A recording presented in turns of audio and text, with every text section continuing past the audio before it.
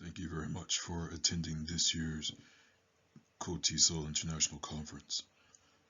My name is Reginald Gentry. I am a teacher at the University of Fukui, which is located in Japan. At the end of this presentation, my contact information will be available. I welcome any questions, comments, and suggestions. Here's a brief introduction for the motivation behind the study. As many of you may know, survey research is a commonly used method of collecting information about a population of interest. There are many different types of surveys, several ways to administer them, and many methods of sampling. As instructors, teachers at university settings, and other settings as well, frequently we are using surveys to collect data from the populations that we serve. And ideally, we're using that information to improve curriculum, improve materials, and to become better with our pedagogies. Now, the survey in question that I am investigating is called the Metacognitive Awareness Listening Questionnaire. This was developed back in 2006, and this was to measure how second language learners, primarily of English, how they use metacognitive listening strategies and how they view themselves as second language listeners as well. Now, the survey, even though it was developed in 2006, there has not been any change to it since that time. There have been multiple translations of it in other languages, Korean, Chinese, Japanese, and so forth. But it's basically a verbatim translation. What you see in English, you will read the equivalent in that second language itself. The Metacognitive Awareness Listening Questionnaire, or MALQ for short, is a 21-item survey used to collect data regarding listeners' awareness in a second language, primarily English. And it follows a 6-point Likert scale. 1, starting strongly disagree, to 6, strongly agree. The MALQ is a useful tool to use, particularly when collecting listening awareness data from participants, mainly those who are studying English as a second language. However, there are some perceived gaps in using the MALQ itself. Now, Vandergriff and Tapaka-Hardy in 2015 stated that the MALQ itself will need further revision.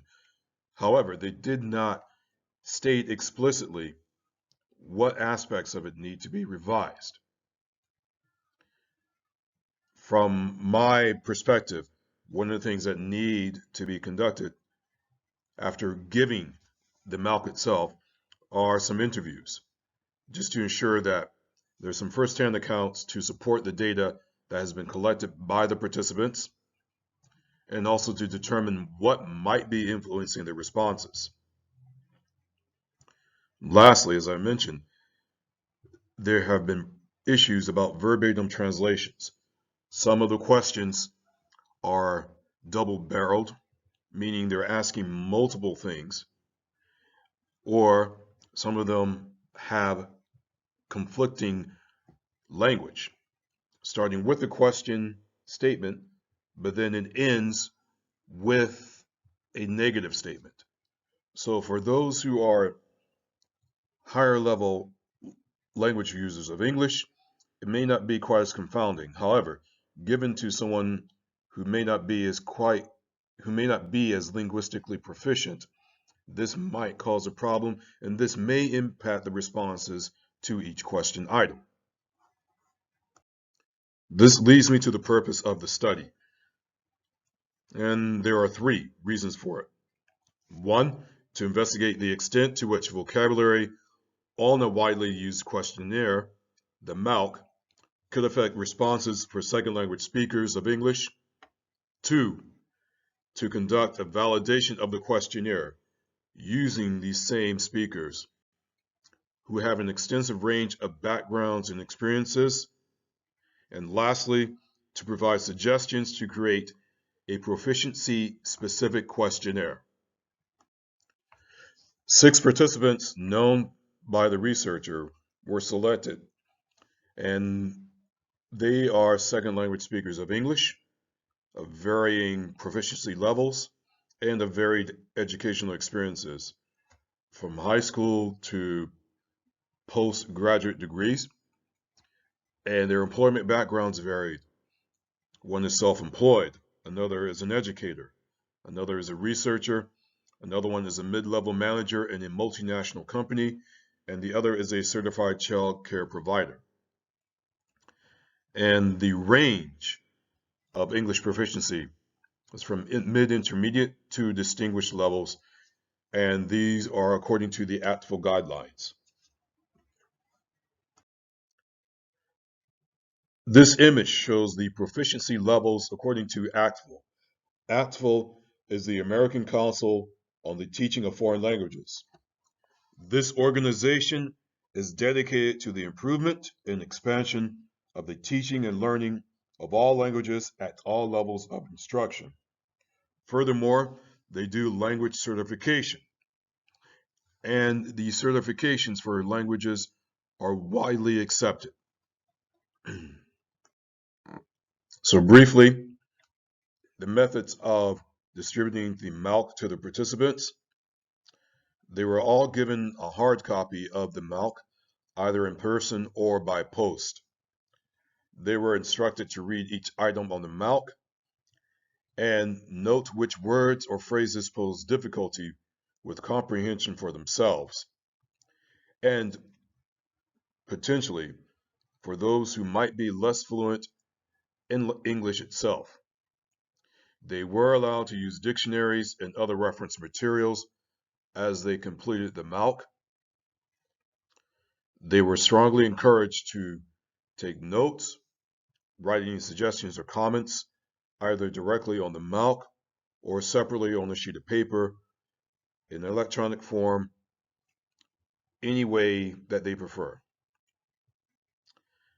These participants also use textual enhancements, such as underlining, highlighting, circling, and so forth, to draw attention to words or phrases that they had questions about.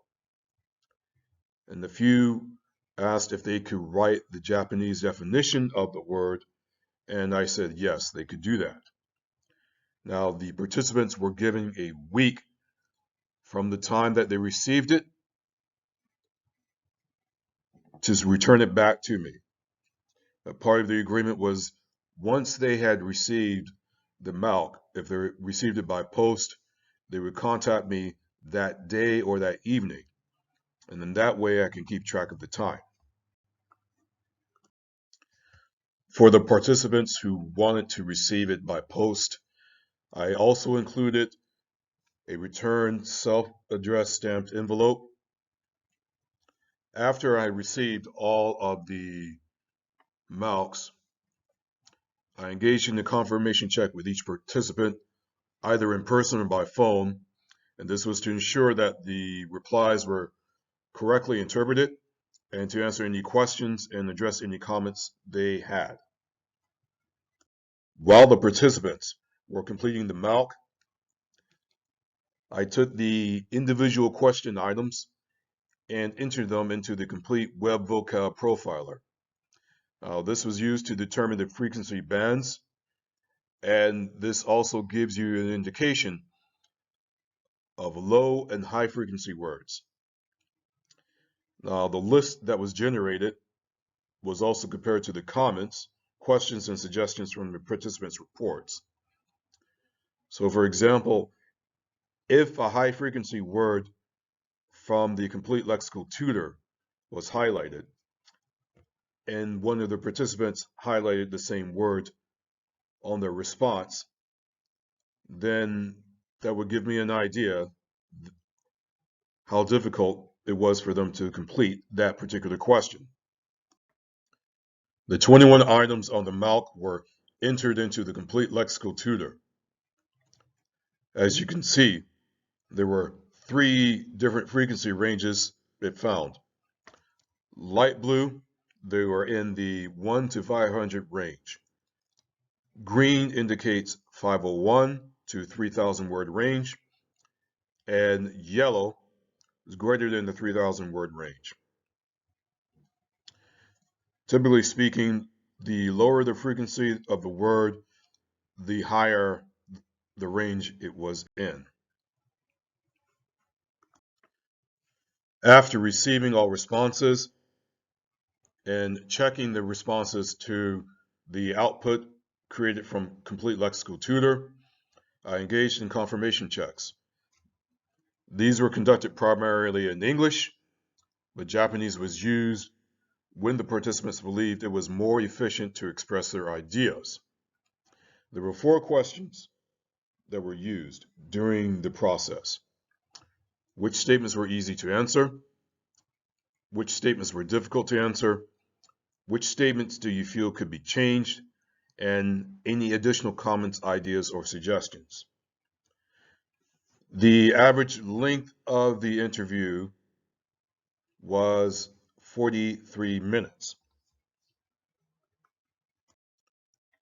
After the interviews were completed, I typed up the information and I sent a physical copy or electronic copy to the participants to check one more time to ensure that the information was correct and to make any further changes.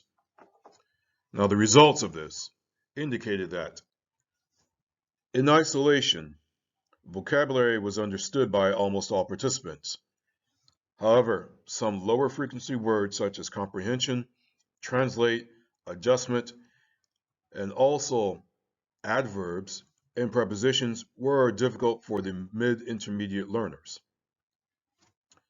For all, words that were within the 1 to 500 and 501 to 3,000 frequency ranges were comprehensible.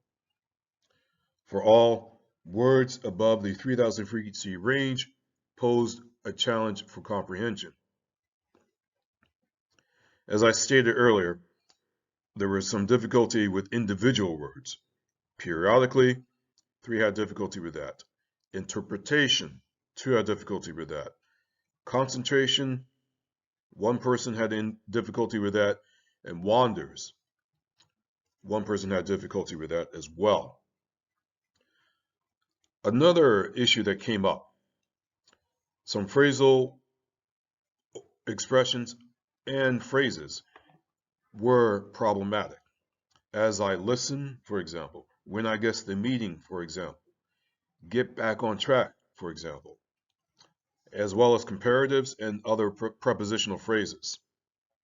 Individually, the participants understood what each word meant in these phrases, but as a block, they had difficulty comprehending what it meant. As one participant pointed out, as I listen, when I guess, those types of phrases made it hard to understand the question. Others stated, when my mind wanders, which is item number 6, when I lose concentration, item number 12, when I guess, item number 6.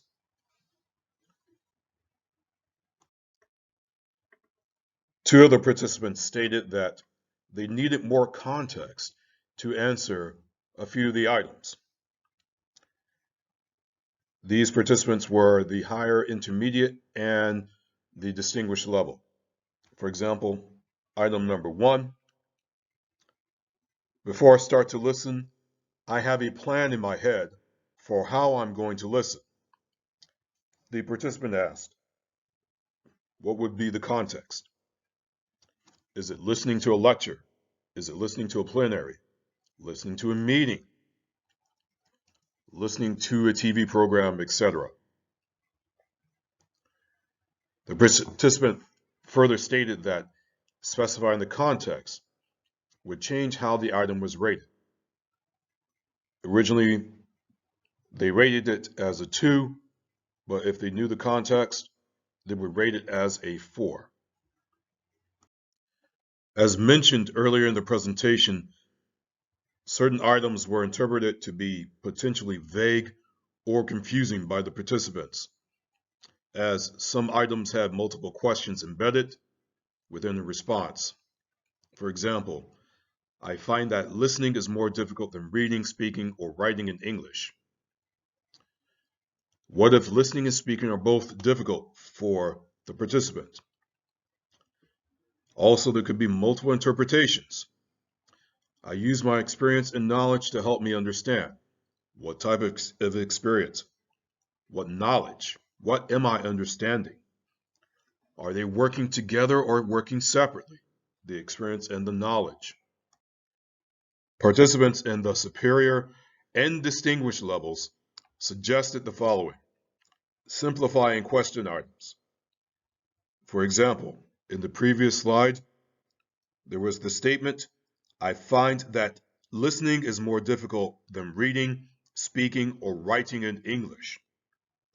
Instead, change that statement into 3 statements focusing on each one of the topics. For example, I find that listening is more difficult than reading in English. I find that listening is more difficult than speaking in English. I find that listening is more difficult than writing in English. All participants stress the importance of learning phrases that are associated with vocabulary. All know the meaning of the words plan, start, listen, and guess. However, as part of a phrase, when I guess, as I listen, before I start, I have a plan, that proved to be more challenging for all of the participants, regardless of their level. These suggestions about learning phrases associated with vocabulary also confirm what has been researched in the literature. There are 2 main suggestions from this research that I would like to share. One is to increase the number of participants. 6, the number is too few. However, increasing it to maybe 20, 30 or so might yield better results than what I have here. Secondly, survey items, simplify them. Follow what has been discussed in survey research itself. Remove double-barreled items, keep things as simple as possible to prevent miscomprehension. Also provide the equivalent translation in the target language. I thank you very much for listening to this presentation. To contact me, you can reach me at rgentry@g.u-fukui.ac.jp. Any suggestions, questions, other types of feedback are welcomed. And here is a short list of the references I used for this study. And if you would like to have a complete list, please contact me, and I will be more than happy to reply. Thank you very much.